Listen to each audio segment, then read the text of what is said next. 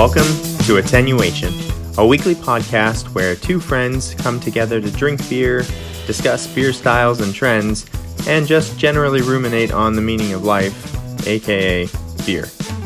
If you enjoy your time with us, we invite you to become a weekly listener and subscribe to the podcast. Without further ado, here is this week's episode.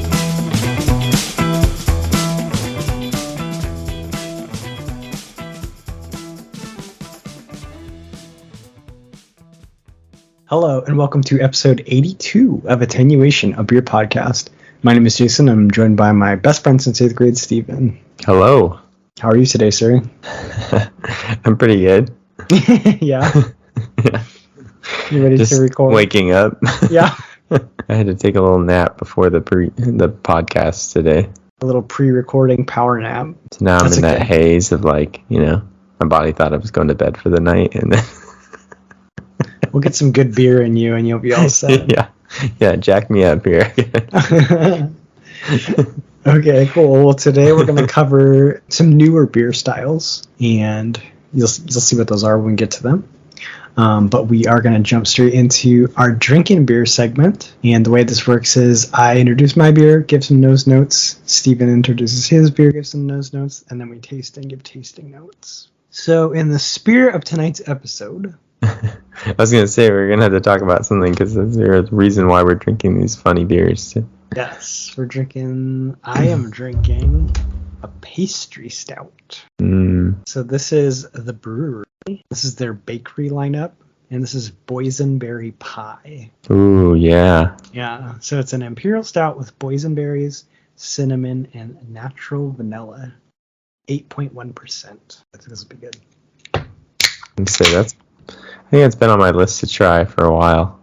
This is one of the beers I got when I was looking for Two Hearted. I saw this, and wow, this is the first stout I've poured in a long time that actually has carbonation. Yeah, look at that.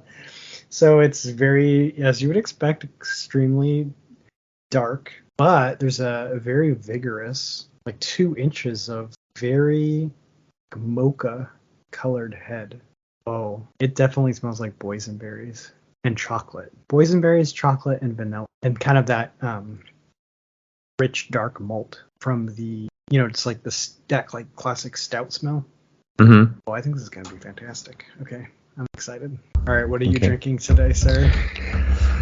All right, well, I've got kind of a funky one. This is, by the way, my plan was to drink a fancy beer.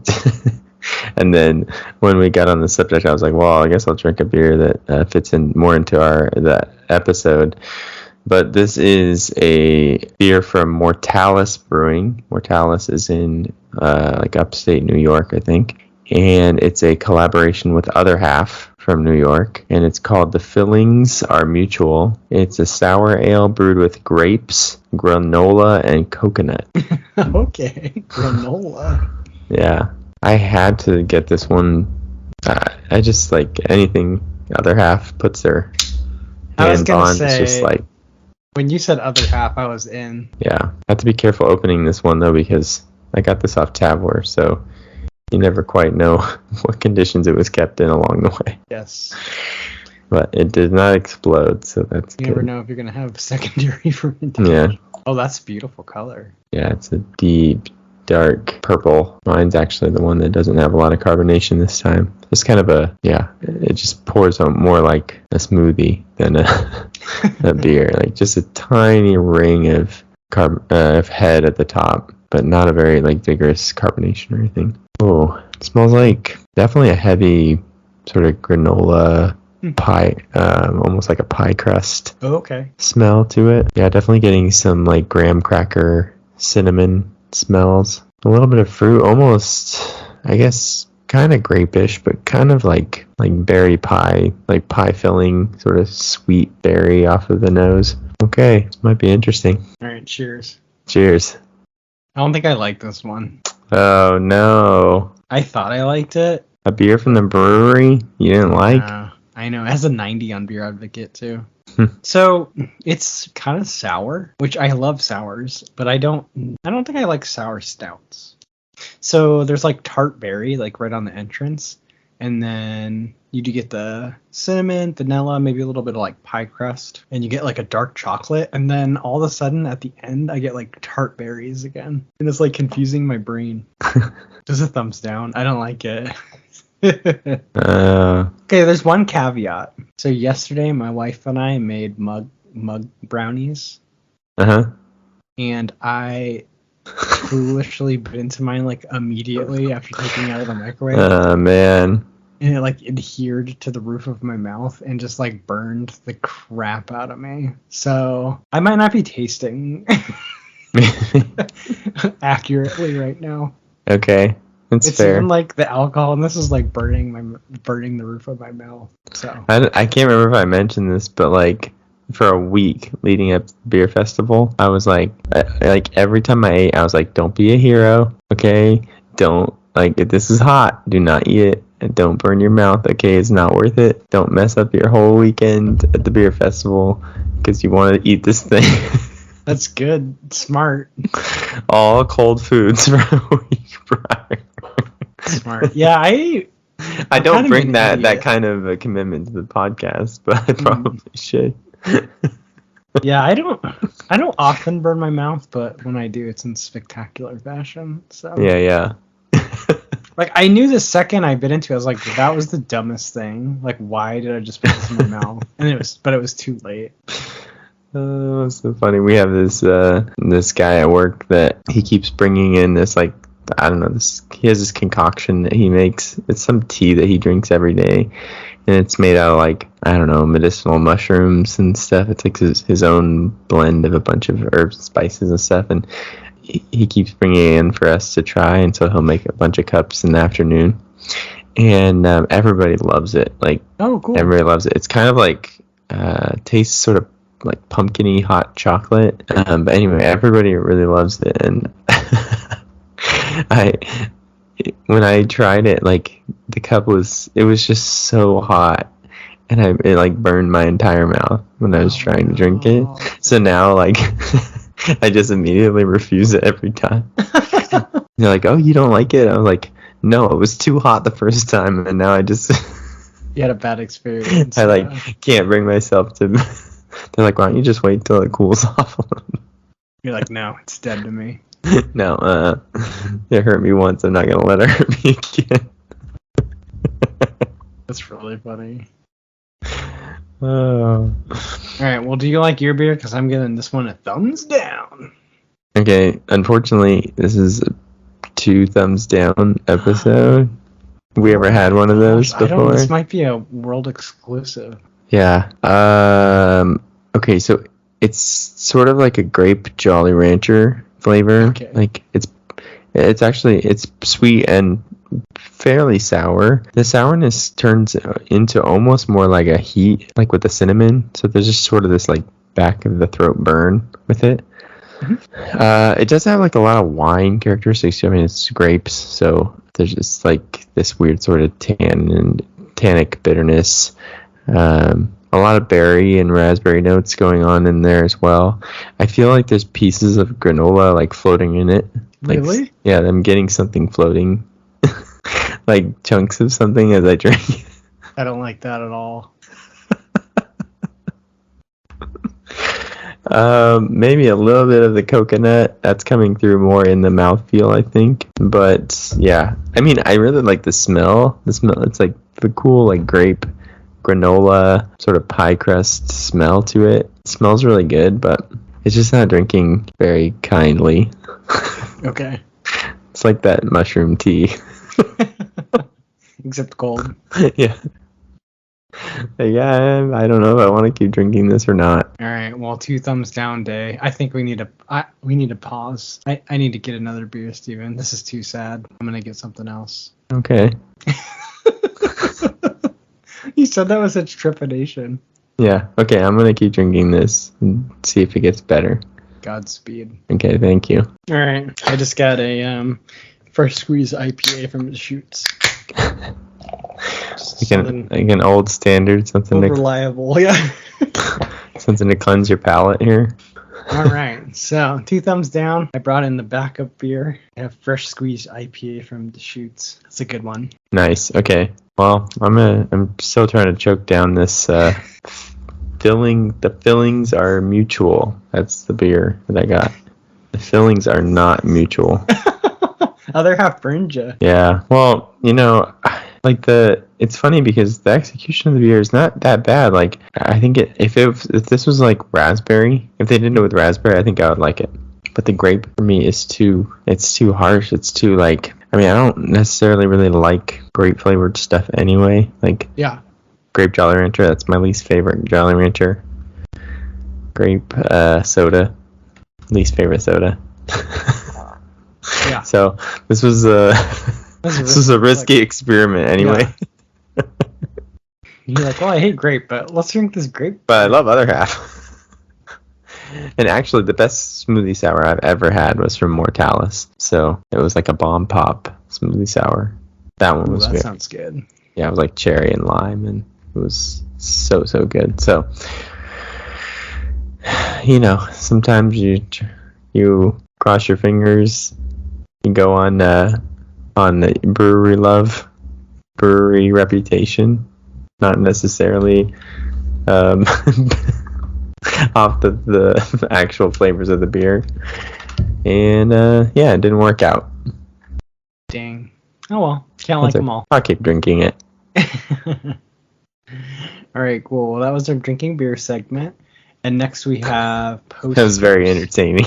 Yeah, we're off to a great start. We have, are you gonna give us tasting notes of your dishes, fresh squeeze? Nah. No, just an IPA. It's an IPA. It's good.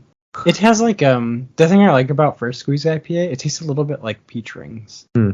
All right. So I recommend it if you just want like a really solid IPA to have in your fridge. It's a good one. Okay, I like it. I drank I will say I drank probably a beer that I posted on Instagram as well tonight. A beer that I think cracked my top 10.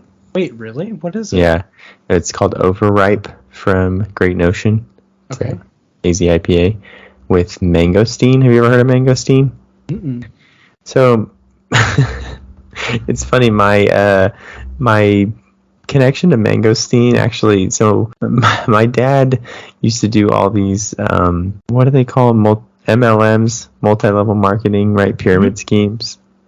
The fancy term for them is MLMs. Yeah, MLM.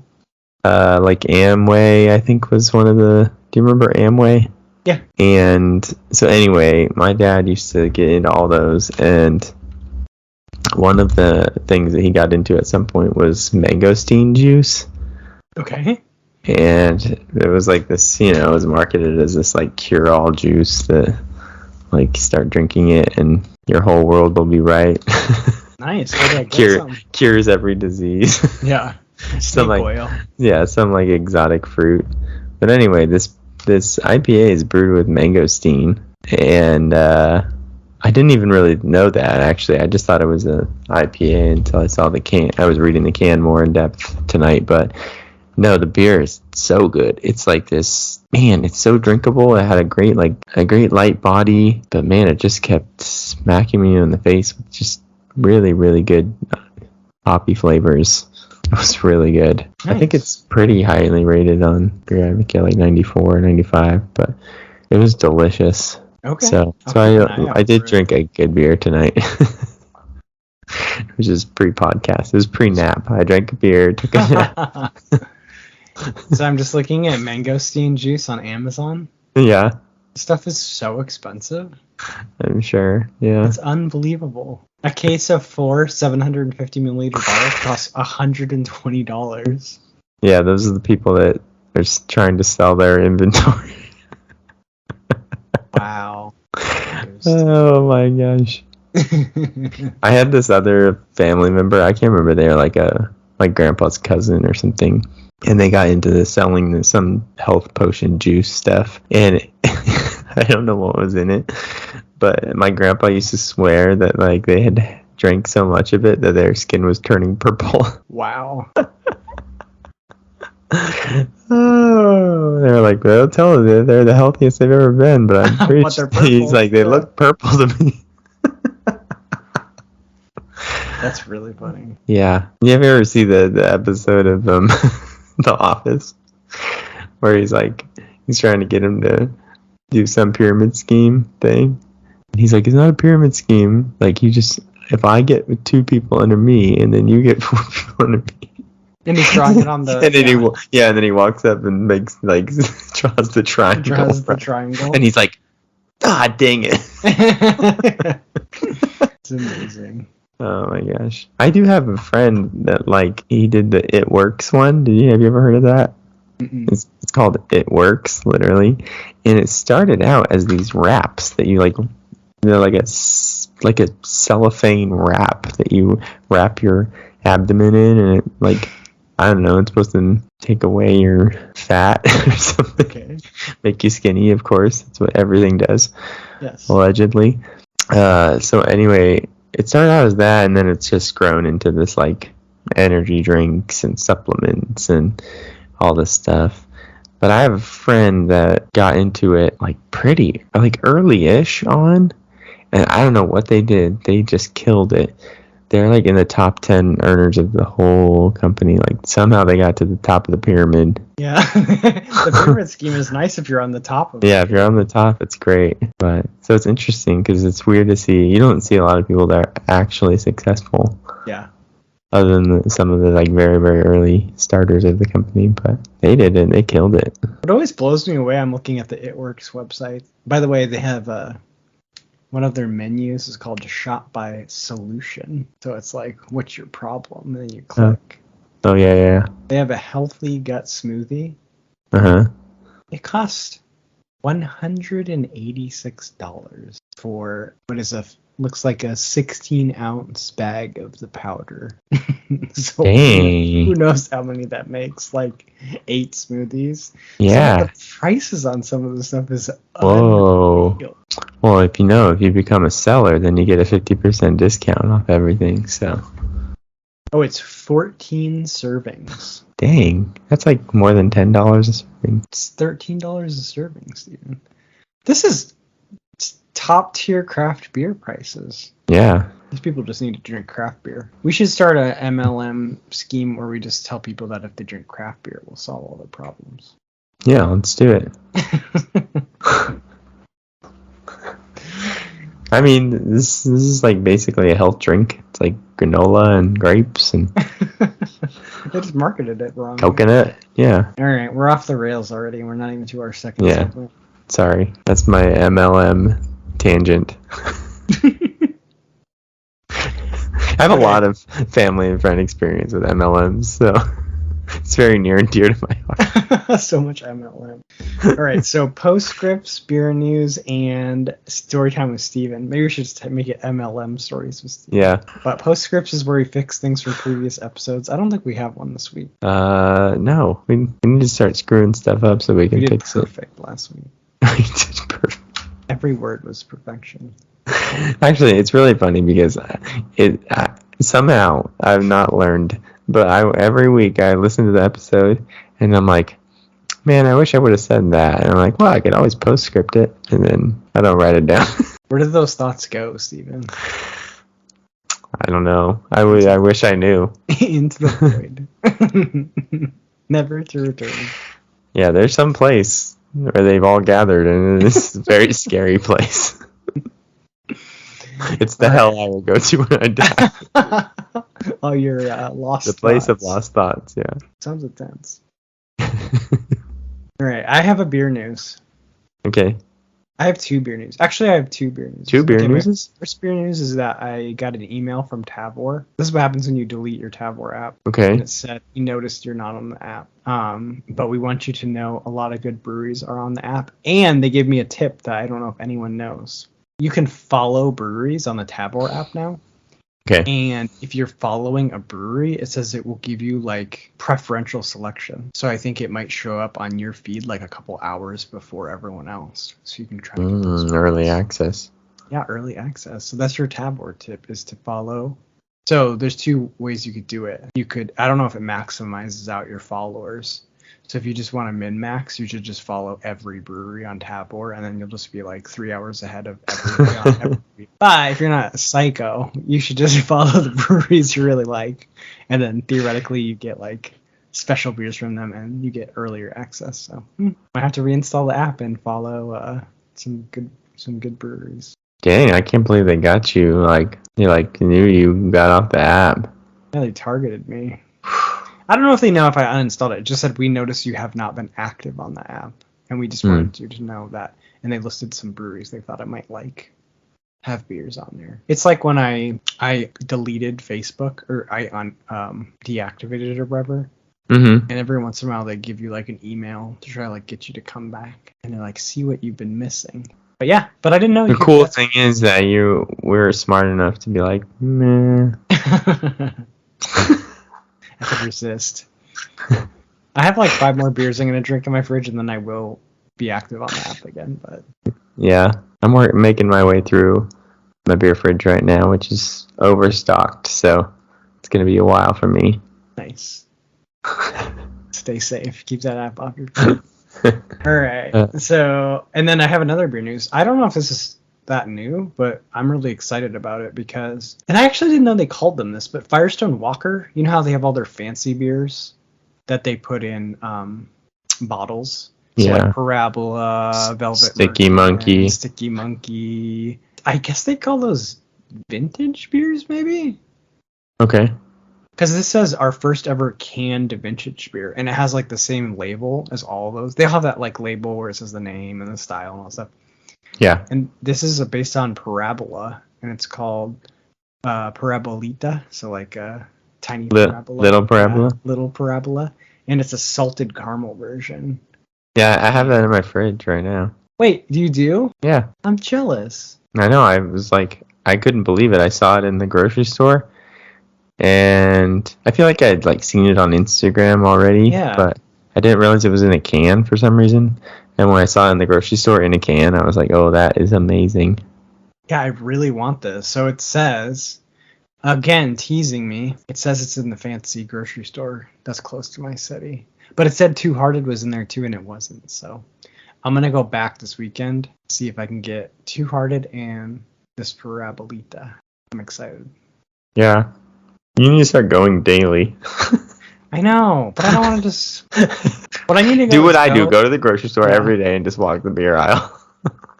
Just every day, just like scouring. I just need to go find the beer stalker and be like, yo, I just slip him like $20 and be like... Look, the beer finder says that you've got Firestone Walker Parabolita, but I don't see it out there on the shelf.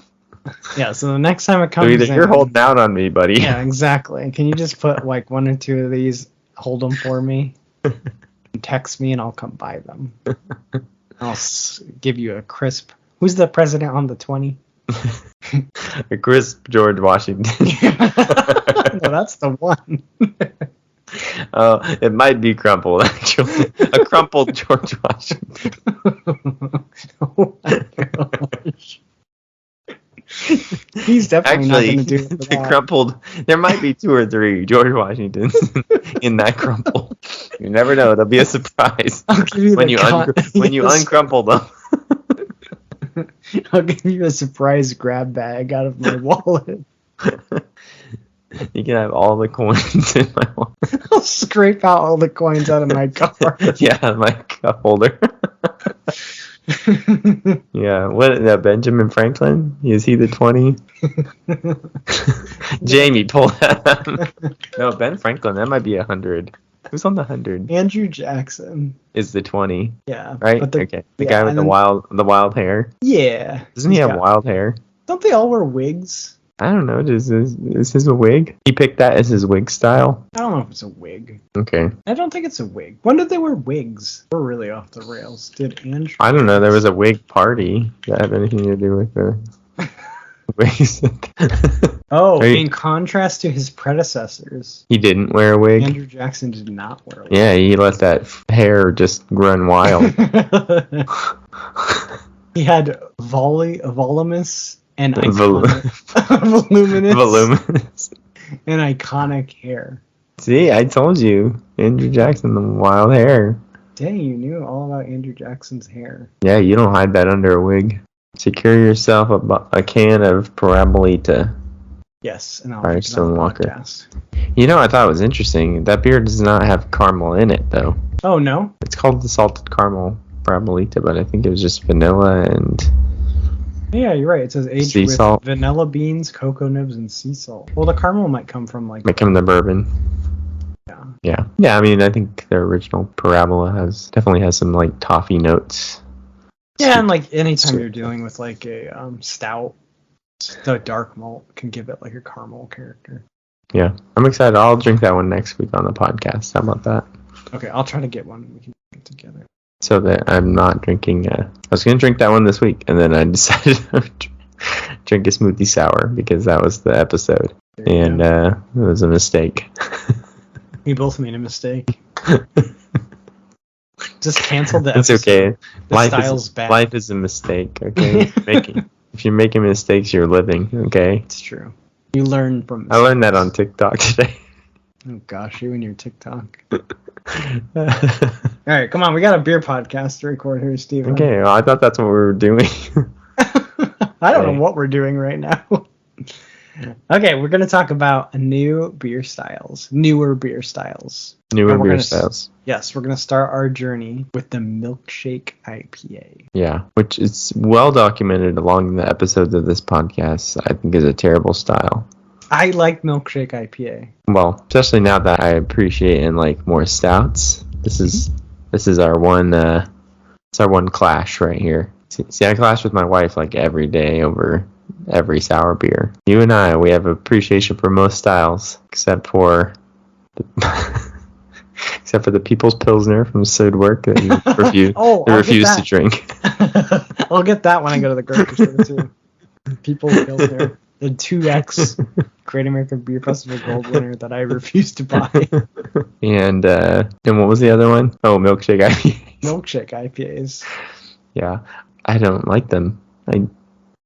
I always said maybe I just haven't had a good one, which could be possible, but I've had a lot of bad ones. So statistically, you should have had a good one by now. But I think Tired Hand Brewing is. Yeah, I found 2 articles that credited Tired Hands. Yeah, we're trying to find like the father of the Milkshake IPA and Tired Hands. Where are they located? Ardmore, Pennsylvania. Pennsylvania. Yeah, so it said they're credited with creating the first Milkshake IPA, and they dubbed it the Milkshake in 2015. The brew was brewed with lactose, sugar, and vanilla beans, and quickly gained popularity. So I think this style was born out a little bit of the hazy IPA. I don't know when lactose started being used in hazy IPA before more body, but I think. Again, this is the next step of like, hey, we're using lactose to sort of sweeten and add some body to beers. There's some sort of natural citrus flavors in these hoppy beers. Let's sort of play that up. And that's kind of the fun thing you can do with beer is take one aspect of the beer and just play that thing up. Like really go. Yeah. And so it was like, it's like taking an IPA and fruiting it with mango, which was kind of a thing, right? Like fruiting IPAs wasn't necessarily a new thing, but it was like, well, what if we go at this like both directions? Like, let's heavily fruit these. Let's also do the, play up the lactose and the creaminess and just pump those things up to 10. And that's what was born a Milkshake IPA. So heavily fruited, heavily lactosed beers, sweeter, less hoppy, even less hoppy than the hazy IPA. And I guess maybe that's like the root of all of this. I kind of think so. The hazy IPA, right? Because that started a revolution in and of itself. Yes. Nobody gets away with not making a hazy IPA these days unless you're like All-Stat Brewing and you only brew beers based on the Reinheitsgebot.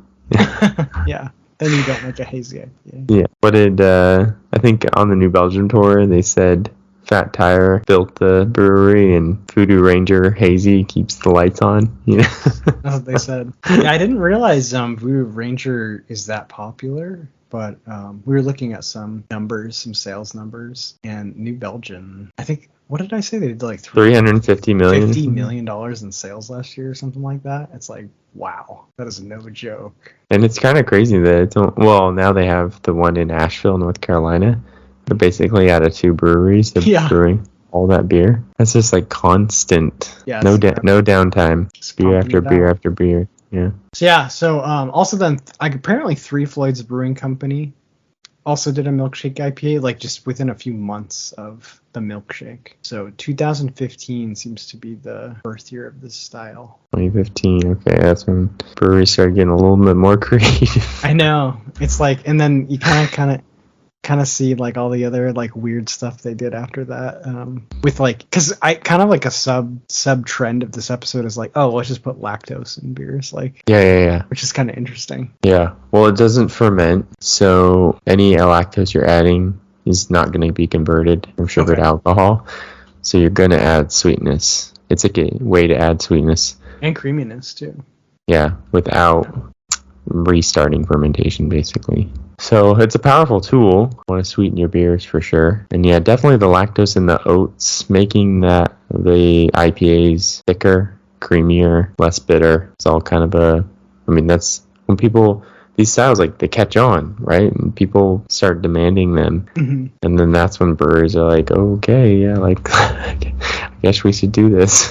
Yeah, we'll make it. Although I feel like milkshake IPAs they've been replaced by like the ones we talk about. Yeah. So what I think became evident is that, well, because 2015, 2016, that's actually a pretty good like estimation on when sours started to become popular. And really, really get big in this country. I mean, it was a long time because we've been sour beer lovers for much longer than the general public. Yeah, I think so. And so there was a time, even I remember a time when I would go to a brewery and be like, "Do you have anything sour?" And they're like, "No." I'm like, why don't these breweries have sour beers now? It's like required. Mm-hmm. I feel like most breweries have at least one sour in their lineup. So it's good. It's good for us, right? I'm glad they caught on because, well, I'm kind of glad they caught on because now they've been a little bit bastardized. Yeah. But what they found was that, well, people love sour beers. And then it was like, well, these actually, especially like the Berliner Weiss and the Goza, and just like, any your sort of run-of-the-mill kettle sour, acts as a pretty good base to heavy fruiting. So, hey, let's try this thing where we use this sour base beer that people love and start adding a bunch of fruit that people also love. So that... out of that milkshake IPA style where you were using this IPA, and I totally get it. Like, I get there's these like natural flavors we can dial up and stuff. And then it just morphed into this like, the sour I think is going to be a way better base and a way more popular base. Like, let's build off of that. And that has like completely exploded. Yeah.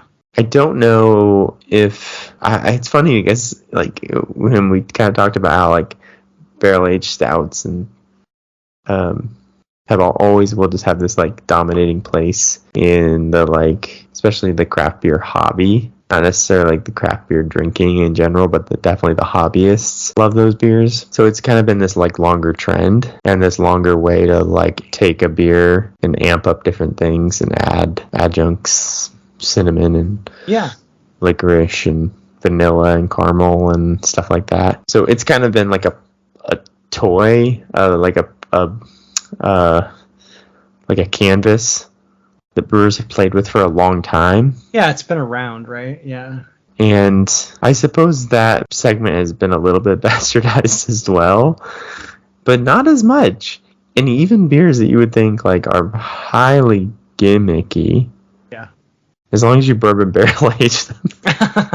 As long as you have your bourbon barrel aged stout, you can add pistachio ice cream and people will line up for days. And they'd be like, this is this is super complex and classy beer. Dude, that has ice cream in it. Yeah. So it's kind of interesting because I feel like the same people that gatekeep these smoothie sours a little bit, and people who like smoothie sours are also the ones drinking highly adjuncted Yeah, like stouts that are barrel aged barrel-aged. stouts. Yeah, that's actually really funny. So it's interesting that's long been a canvas for different flavor profiles and interesting brewing techniques, and it's just now caught on over the last few years with sours and using a Berliner Weiss, specifically Berliner Weiss. Goes a little bit as a base for heavy fruitings, and it goes to this new trend of lower ABV beers that are more non-craft beer, non-hardcore craft beer friendly. These are like appealing to the masses. Yeah. Well, in just a way. Depending on how they're made and how heavily they're fruited, like I sometimes tease Steven for the beers he drinks because I say that's basically a Jamba Juice with alcohol in it. Yeah. I know, and it's funny because I guess I recognize more than most. Like I can make fun of myself for drinking those beers. I like to say I can balance it out with some of the other stuff I drink. Well, it's like I always say, it doesn't really matter. You just drink what you like, and who cares what other people think. So I still get to make fun of you. You're my friend. Yeah, my wife my wife was laughing at me because I posted something the other day about like it's an amber ale that I like to drink, and it's like my go-to flavored beer. It's like flavored beer. Yeah. It's like a big joke. That's sort of a meme in the craft beer community. Like, do you like beer flavored beer or smoothie sours? That's actually such a good. It like really boils down the whole argument or whatever. It's like one phrase. Yeah. Yeah. What is kind of interesting, like I remember doing maybe I've told this story before, but I did like a wine tasting tour, and this was back before I was like barely even really into like alcohol or cider. I was like mostly just drinking wine if my wife was drinking it. And we did this wine tasting tour in Napa, and I was talking to the tour guide about like, I would hear these profiles of a wine tasting, and they'd say like, oh, they got berry notes or oak notes or whatever they were tasting with their wine. And I was like, is that like, do they adjunct wines and he was like, no, like this is straight from, because in my mind I had like a kind of a small beer knowledge, and I was like, oh, I'm coming from like the beer world where stuff is like added to amp up a beer or amp up a flavor and stuff like that, and he's like, no, it's like just the grape. Like if you get a bad crop of grapes that year, you're making bad wine that year. You know what I mean? Like funny. It's all about soil and temperature, climate, and then when you pick them, do you pick them too early, too late, and all that goes into it. But then like that's it. The grapes make the wine, and that's the wine you make. And so there is that like basic beer, right, where depending on the malts you use and the hops you use and the yeast strain, like just the very, very, very basic things that you can manipulate without any additives. I mean, it's kind of like there's the range of beers you can make with that is like it's almost infinite, but also not infinite. Yeah. Like the number of different combinations you can make, change a hop, change a malt, change a malt percentage, change a grain bill, change a yeast strain. I mean, you really, like I said, it's basically infinite combinations, but you're going to end up with beer flavored beer. Yeah. At the end. So there are these like two very, very separate worlds in beer that you don't get in like wine. That makes sense. Yeah, it's kind of unique to that. Yeah.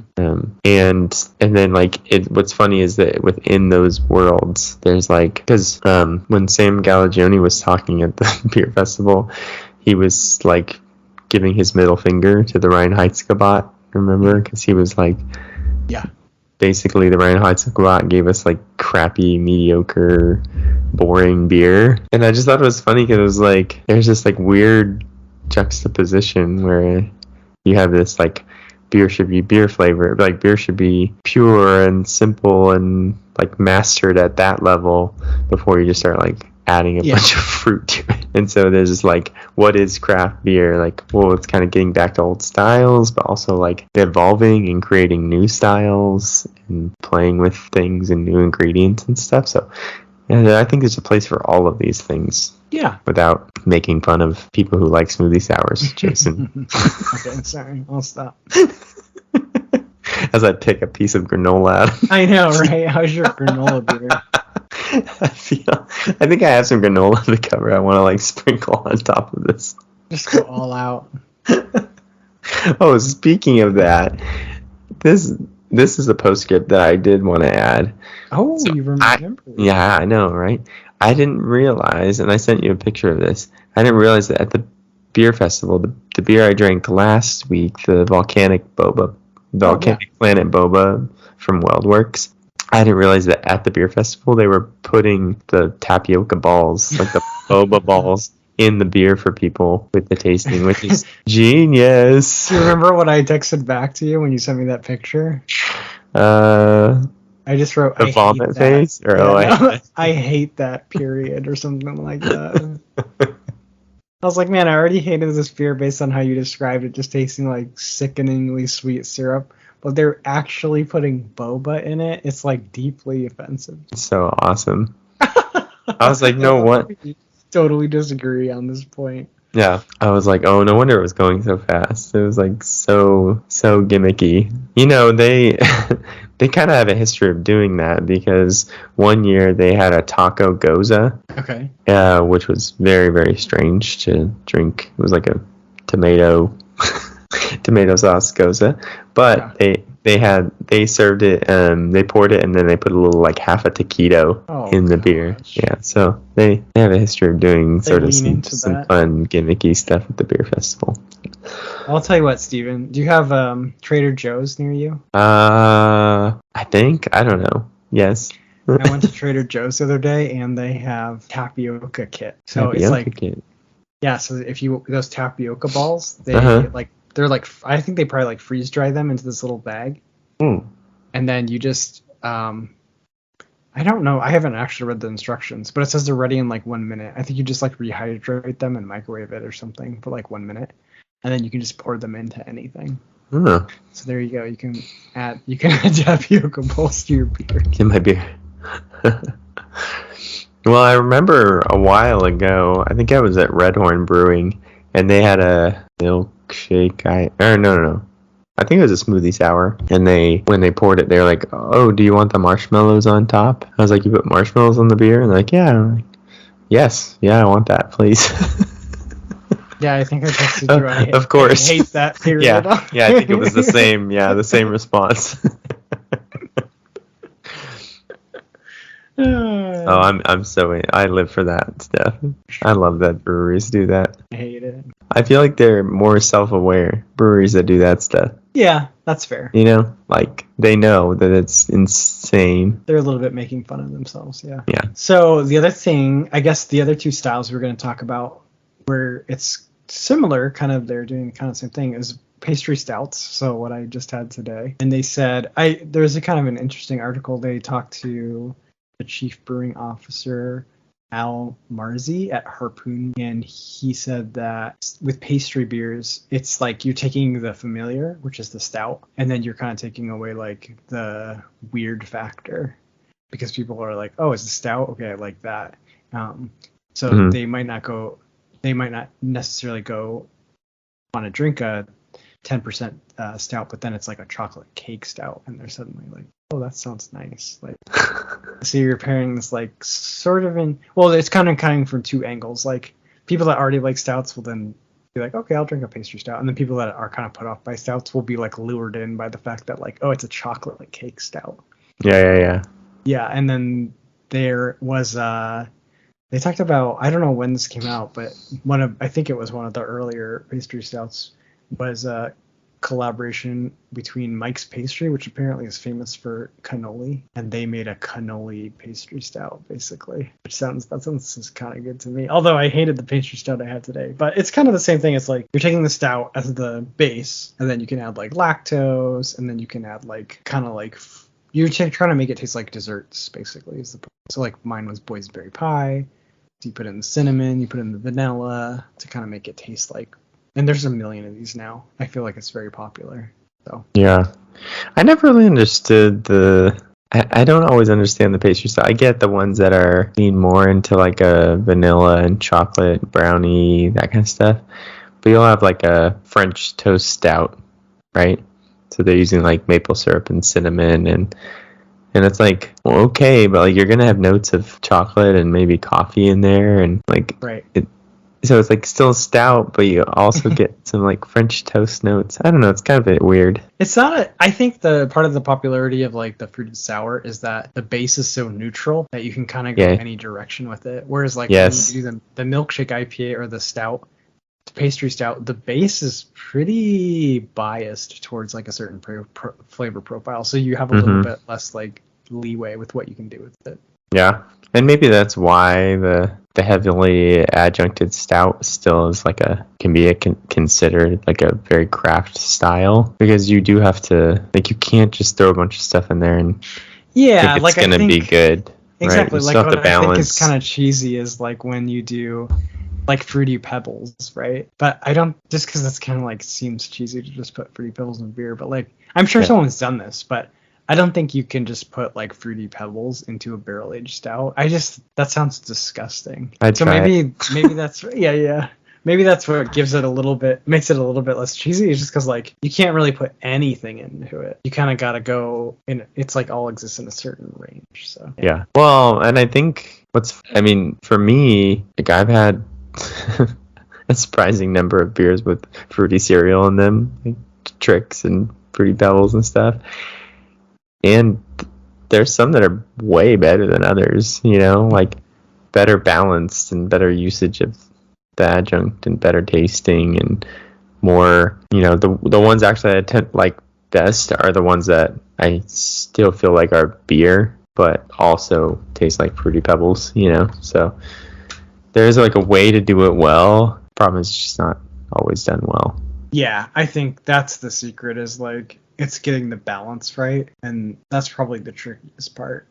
Yeah, and these are newer styles, so still a lot of experimentation going on, and when to add the fruit and how to add the fruit and stuff. Consider the milkshake IPA was from 2015. It's only been around for 7 years, so hasn't been perfected yet, that milkshake IPA.